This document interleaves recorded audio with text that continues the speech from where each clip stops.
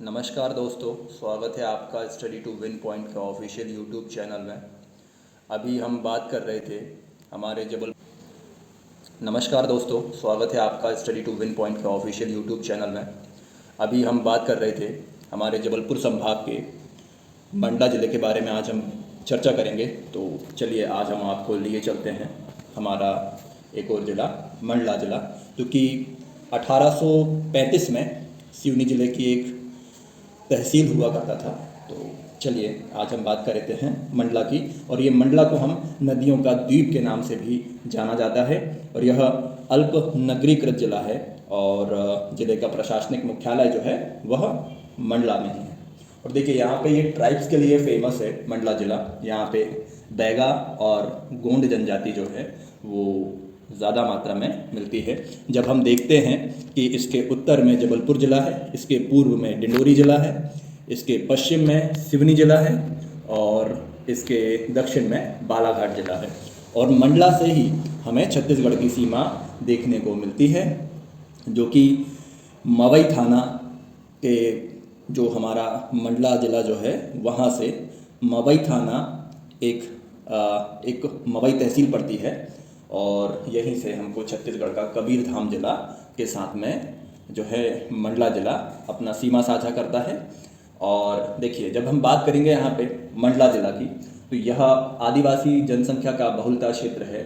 यहाँ पर कलचुरी कालीन अवशेष पाए गए हैं, गोंड कालीन स्मारक है, और यहाँ पर पुराणों के अनुसार यहाँ पर करोड़ों वर्ष पहले समुद्र लहराता था, जो कि टैथित सागर के नाम से हम जानते हैं। और देखिए यहाँ पे दो टाइप की हमको नदियाँ देखने को मिलेंगी, पहला नर्मदा नदी और दूसरा बंजर नदी, और यहीं पर हवेली एक बंजर नदी का उपजाऊ क्षेत्र हमको नज़र आता है। चलिए अब हम बात करेंगे मंडला ज़िले की, और हम देख रहे हैं यहाँ पे एक फ़ोटो में कि यहाँ पे मंडला फोर्ट करके दिया हुआ है। तो जब आप रेलवे से जब आप जाएंगे यहाँ पर मंडला फोर्ट, मतलब मंडला ही है, लेकिन अकॉर्डिंग टू रेलवे इसे मंडला फोर्ट के नाम से जाना जाता है, क्योंकि यहाँ पे मंडला का किला है और रामनगरा का किला भी है, जिसे वहाँ पे रामनगर का दुर्ग भी कहा जाता है, जिसे गोंड हृदय शाह ने बनवाया था। जब हम बात करेंगे मंडला ज़िला की, तो यहाँ पर कान्हा किसली राष्ट्रीय उद्यान है, जो 1955 में जो बना था, और यह मध्य प्रदेश का पहला राष्ट्रीय उद्यान है। फिर जब हम बात करेंगे यहाँ पे टाइगर प्रोजेक्ट की, तो 1974 में यहाँ पर टाइगर प्रोजेक्ट चालू हुआ था, और टाइगर प्रोजेक्ट में शामिल होने वाला यह मध्य प्रदेश का पहला ज़िला है। और यह देखिए मध्य प्रदेश का यह सबसे बड़ा नेशनल पार्क है। यहाँ पर ब्रेडरी प्रजाति का 12 सिंगा पाया जाता है। और देखिए कान्हा किसली राष्ट्रीय उद्यान जो है, जब हम सिवनी जिला से जाते हैं कान्हा किसली राष्ट्रीय उद्यान की तरफ, तो हमें एक खटिया गेट पड़ेगा, और जब हम रायपुर से आते हैं कान्हा किसली नेशनल पार्क के लिए, तो हमें मुक्की गेट मिलता है, जिसका फ़ोटो जो है वो आपके सामने प्रदर्शित है। और देखिए यहीं पर एक और लिखा हुआ है कि बाघों की धरती में आपका स्वागत है।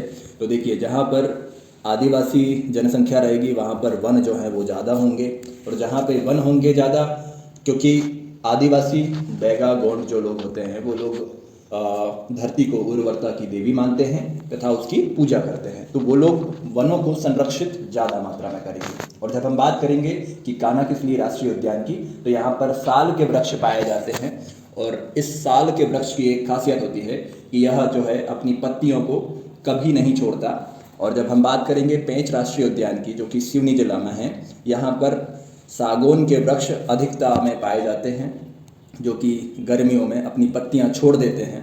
तो क्या होगा कि जो जंगल का तापमान जो है वह बढ़ जाएगा, लेकिन साल का वृक्ष जो है वो हमेशा ठंडा बन रहता है, जो कि शेरों के लिए उपयुक्त माना गया है। और देखिए कान्हा किसली राष्ट्रीय उद्यान जो है वह एक नेशनल पार्क है, तो जो टूरिस्ट जो जाते हैं घूमने के लिए उनके लिए केवल 20% जंगल ही खोला गया है, और बाकी जो है वह संरक्षित क्षेत्र में आता है। और यहीं पर एक बंजर नदी मिलती है, क्योंकि कान्हा किसली राष्ट्रीय उद्यान की जीवन रेखा कही जा सकती है। देखिए यहीं पर हालोन डैम भी है और मटियारी डैम भी है। हालोन डैम को ही मटियारी डैम बोलते हैं, जो कि हालोन नदी पे बना हुआ है, ठीक है। और जब हम बात करेंगे कि यहाँ पे बैगा जनजाति की महिलाओं को टूरिस्ट गाइड के रूप में प्रशिक्षित किया जा रहा है।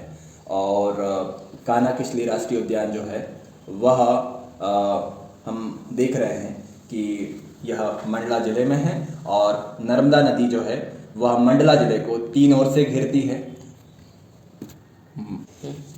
जब हम बात करेंगे कि मंडला ज़िले में और क्या खासियत है जो कि अदर ज़िले के पास नहीं है, तो मंडला ज़िले की एक तहसील है जिसका नाम नैनपुर है, और रेलवे के अनुसार इसे नैनपुर जंक्शन के नाम से जाना जाता है, जो कि एशिया का छोटी लाइन का सबसे बड़ा जंक्शन है, जिसको हम नैरो गेज कहते थे, उसका यह सबसे बड़ा जंक्शन है।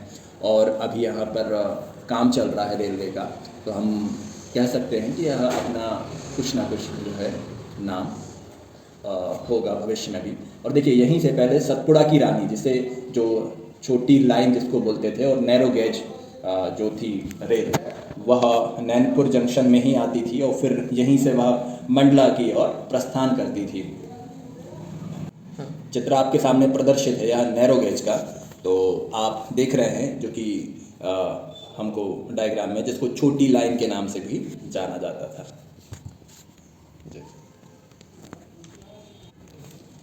जब हम पर्यटन की बात करेंगे तो यहाँ पर एक आप देख रहे हैं कि ये रपटा घाट की एक फ़ोटो मैंने लिया हुआ है कि माँ नर्मदा जो है वह कह रही हैं कि मैं आपकी माँ हूँ और मुझे प्रदूषित होने से बचाइए।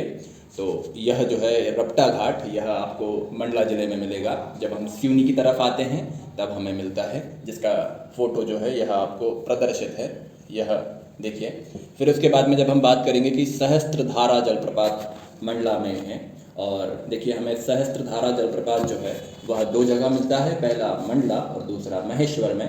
तो यह जो मंडला में जो है वो देवदरा के पास है, ये क्योंकि हमारा एक दोस्त जो है वो वहीं देवदरा के पास में ही रहता था, तो उसने हमें पूरी इन्फॉर्मेशन दिया कि यह सहस्त्रधारा जलप्रपात जो है वह नर्मदा नदी पर ही बना हुआ है। फिर उसके बाद में जब हम बात करेंगे कि यहाँ पर एक चमत्कारी गर्म पानी का कुंड भी है, जो कि आपके सामने प्रदर्शित है।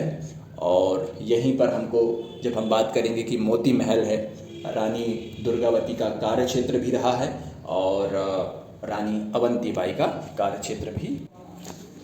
अब देखिए, जब हम बात करेंगे यहाँ पर महलों की, तो यहाँ पर रामनगर का किला जो है, या इसे वहाँ की लोकल लैंग्वेज में रमनगरा का किला भी कहा जाता है, जिसे गोंड हृदय शाह ने 1667 में बनवाया था, जो कि नर्मदा नदी और बंजर नदी के संगम पर स्थित है। इसका मतलब कि इस दुर्ग में 3 ओर से नर्मदा नदी घेरे हुए है और चौथी ओर खाई है, ठीक है। तो क्या हो गया, ये सुरक्षा की दृष्टि से बहुत उत्तम जगह मानी गई है। फिर जब हम बात करेंगे कि यहीं पर मोती महल है, और यहीं पर राय भगत की कोठी है, यहीं पर आपको रानी का महल मिल जाएगा, यहीं पर आपको दल बादल महल मिल जाएगा। जब हम बात करेंगे रमनगरा दुर्ग की, तो देखिए यहीं पर 16 फरवरी 2020 में एक आदिवासी महोत्सव मनाया गया है, कि जिसमें 3000, जहाँ ये मंडला जिला का जो है गांधी मैदान, वहाँ पर 3050 बच्चों ने मिल करके और एक डांस जो मध्य प्रदेश में बहुत फेमस है, कर्मा डांस, उसे किया, जो कि Guinness book of world record में नामित है। जब हम बात करेंगे कि और क्या खासियत रही है, तो 24 अप्रैल 2018 को, कितना, 24 अप्रैल 2018 को प्राइम मिनिस्टर नरेंद्र मोदी जी के द्वारा यहीं पर आदिवासी पंचवर्षीय योजना का शुभारंभ किया गया है। और जब हम बात करेंगे कि रामनगर का दुर्ग की, तो देखिए यहाँ पर पहले थे हृदय शाह, फिर इसके बाद में उन्होंने थोड़ा शासन किया, फिर मराठा और अंग्रेज़ों का जब आक्रमण हुआ तब उन्होंने यह जो है इसको खाली करा। फिर उसके बाद में नरेश शाह, एक मंडला फोर्ट के नाम से भी जाना जाता है, कि नरेश शाह ने मंडला फोर्ट का निर्माण करवाया था, जिनके बेटे निजाम शाह और 2 इम्पोर्टेंट व्यक्तित्व मंडला जिले के, जिन्हें आप शंकर शाह और रघुनाथ शाह, जो शंकर शाह जो थे उनके पुत्र थे रघुनाथ शाह, जिन्होंने 1857 की क्रांति में मंडला जिले से ही बिगुल बजाया था और अंग्रेज़ों के दांत खट्टे किए थे। तो हम देख सकते हैं कि 1857 की क्रांति में शंकर शाह और रघुनाथ शाह ने यहाँ से नेतृत्व किया था और 1857 की क्रांति के बाद दोनों को तोप में बांध करके और उनका प्राण पखेरु उड़ा दिए गए थे। तो यहीं पर जो है वो आपको शंकर शाह और रघुनाथ शाह का समाधि स्थल मिल जाएगा। ठीक है, फिर जब हम बात करेंगे सर यहीं पर एक मनेरी प्लांट की, जो कि एलपीजी बॉटलिंग प्लांट है, जो कि मंडला जिले का औद्योगिक केंद्र के नाम से हम जानते हैं।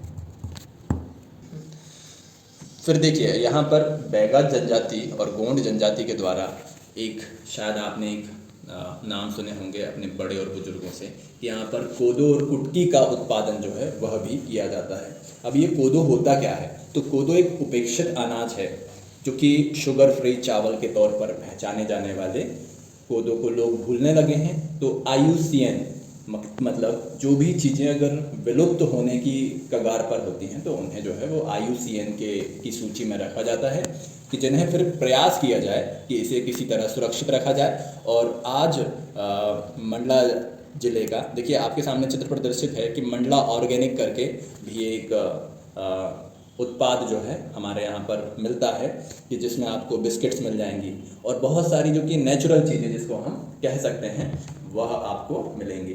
फिर यहीं पर मंडला जिले का उत्पादन की जब हम करेंगे बात तो यहाँ पर लाख उत्पादन होता है, यहाँ पर लकड़ी चिराई होती है, यहाँ पर पान भी उगाया जाता है, यहाँ पर चटाई और रस्सी का निर्माण किया जाता है, साल बांस टीक की इमारती लकड़ियों का काम किया जाता है।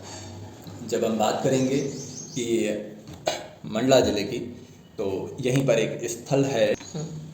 जब हम बात करेंगे कि मंडला जिले का तो देखिए यहीं पर एक चिरई डोंगरी करके स्थान है जो कि माने गांव में 300 साल पुराना 14 एकड़ का कभी ना सूखने वाला तालाब स्थित है। और यह जो है ककैया गांव एक प्रसिद्ध है जो कि अजगरों के लिए प्रसिद्ध है और इसका अन्य नाम अजगर दादर भी है।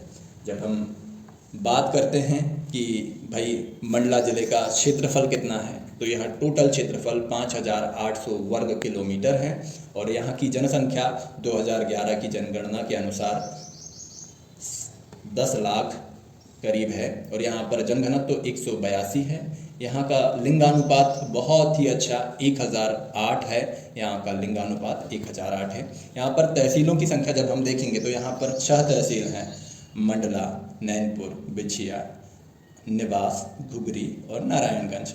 जब हम जबलपुर की ओर से आते हैं तो हमें ये नारायणगंज ही मिलता है। और विकासखंड की जब हम करते हैं बात तो यहाँ पर 7 जनरल, 7 सामान्य विकासखंड और 2 अनुसूचित जनजाति विकासखंड हैं।